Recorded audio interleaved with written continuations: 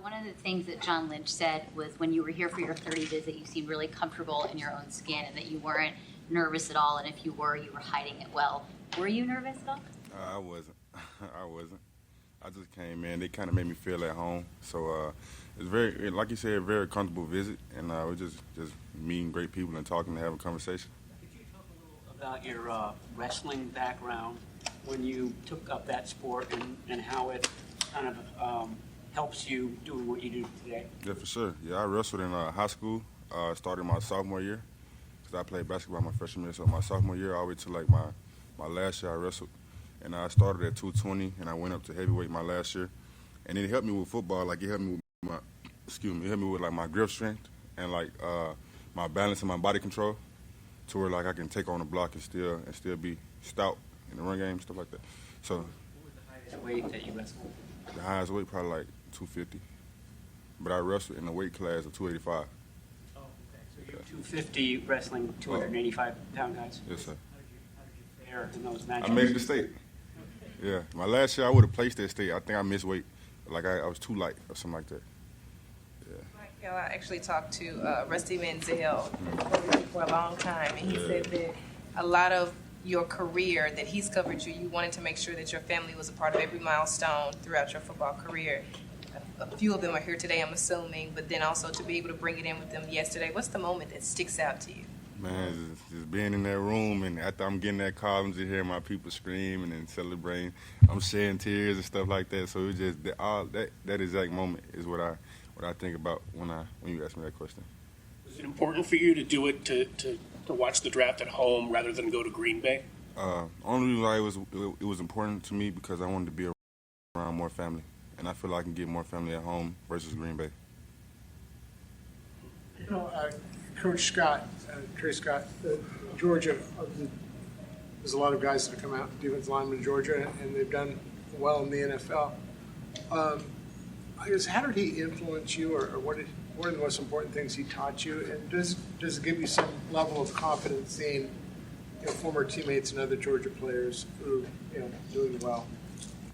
Yeah, it does, because those guys are guys that I still talk to this day, and they reach back and tell me kind of how it is and what they're doing and why they're having success. So I kind of get a little confidence boost from those guys, too, because I lean on them.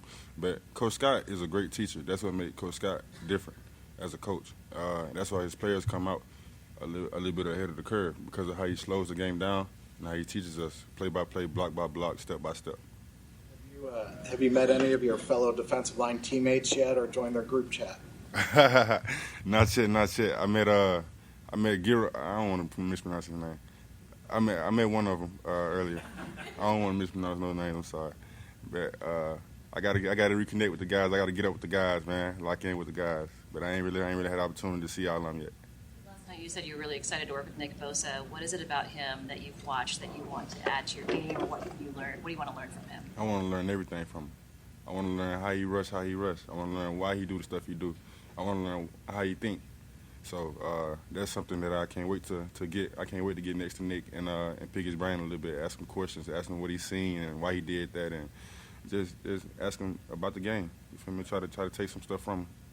Nick is pretty famously good with his hands, pass rushing wise. In college, are guys like that used as like teach tape by your position coach? Yes, sir. Yeah, we definitely would look at their hand usage, and we'll look at like drills that he did to get his hands like that versus watching him do it. You see what I'm saying? So yeah. You have that foundation with the swipe and power. Where do you want to sort of grow as a pass rusher?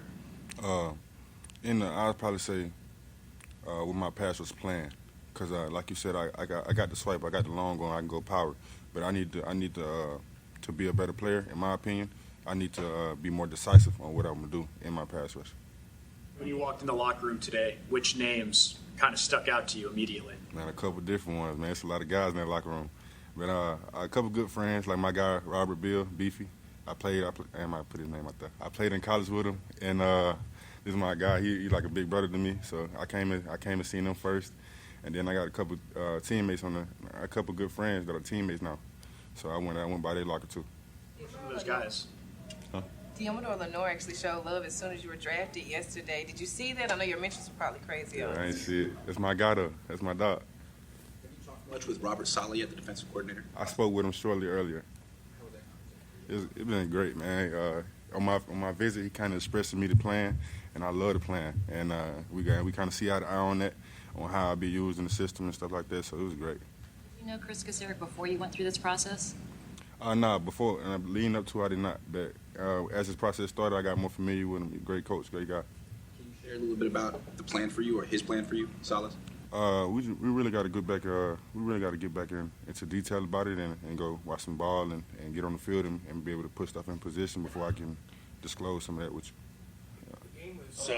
It's so many with defensive ends now. The game is so specialized that a lot of edge guys are sleek and lighter, and and maybe only come in on third down. How important it is to you to be?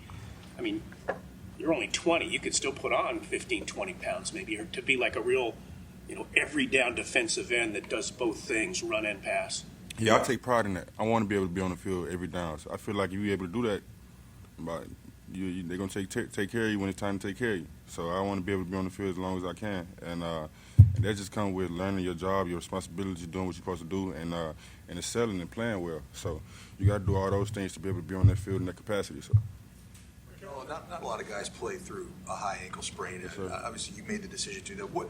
What went into that decision to continue to push through it, and how hard was it every week to get yourself to a point where you're ready to play? Yes, sir. I didn't think a whole lot about the decision. I just realized, like, if coaches told me that I could have played and it was up to me, I was going to play. Like, it was never a doubt to go lead my guys out there, and I could have played. It just, like, my mindset, really, my mentality about football and how I am. I love the game, so I'm going to play. But on the answer, yeah, man, it was multiple weeks where I wasn't practicing. I was just going out there and playing. Yeah, so I went through a lot dealing with that, but I'm here now.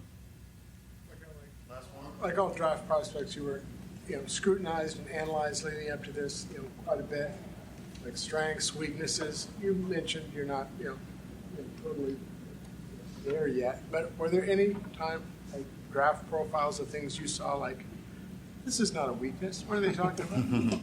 Man, I just let the media do their job, man. I don't too much get into all that. Like, I let the decision makers watch the tape, and I go off their feedback. I don't really too much worry about what an analyst off of Twitter or something say. I'd appreciate that. All right, thank you, guys. Thank you.